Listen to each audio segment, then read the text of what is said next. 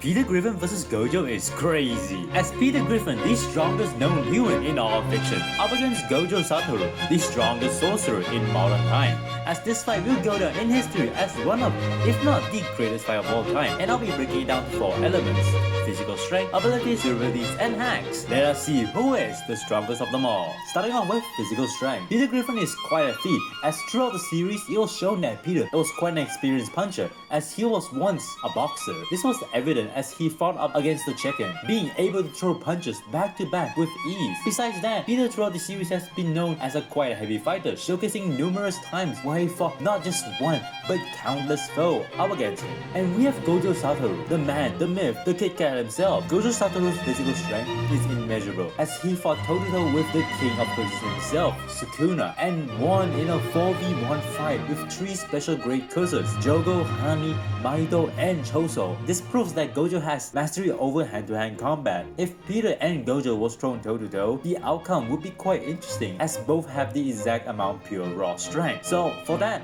I have to say that for physical strength, Peter and Gojo wins. Up next, abilities. Let's start from Gojo. Gojo has a range of abilities, from melee to projectiles, like Lapse Blue, Reverse Red, Black Flash, and Hollow Purple. Abilities that all work in different shape or form, and have different amount of attack damage. For Lapse Blue, it works as a center of gravity, causing all the matters in the range be pulled into the attack. Reverse Red, the inverse of Lapse Blue, as it repels every matter towards the enemy. And Black Flash, an attack that creates a spatial distortion and amplifies the attack.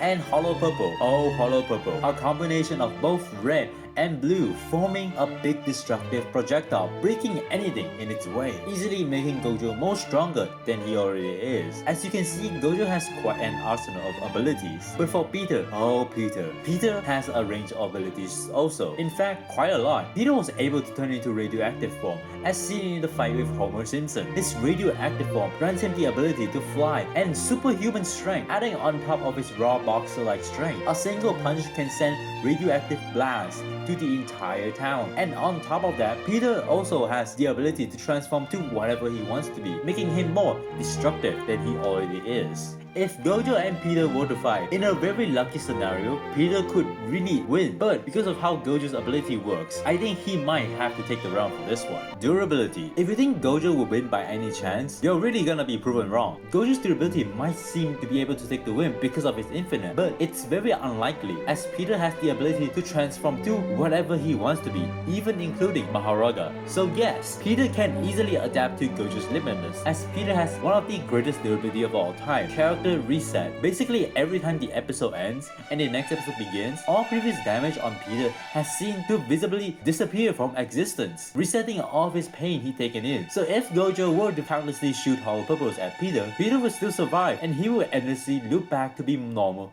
and continue the fight. No matter how many times, he will always come back. So for durability, Peter Griffin wins easily. Lastly, we have hacks. Both Peter and Gojo has some of the craziest hacks. Gojo's hacks are insane. He can use maximum output of his attacks, like maximum output Lapse Blue and Reverse Red, giving Gojo a crazy buff on his already crazy abilities. And on top of that, he can also launch Hollow Purple, not just 100%, not just 120, but a full-on 200% output, sending a large nuke towards the enemy, easily causing a big radius of destruction. And if to bring it to more extensive heights, Gojo has Domain Expansion, Unlimited Void, an ability that creates a spatial environment and trapping the opponent with guaranteed attacks to hit the target. On the surface, it seemed like Gojo would likely take the win, but no, it's far from that. Peter Griffin has one of, if not the most broken abilities of all time: Tomb Powers. Powers that are known to be able to change the fabric of reality. Because of his ability, Peter can make anything he wants come to reality, easily making Peter